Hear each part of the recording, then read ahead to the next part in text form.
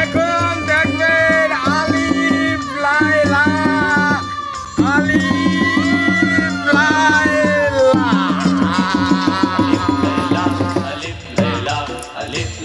এই শুধু দুইটা দিয়াই আমি মালেকা হামিরারে বধ করব।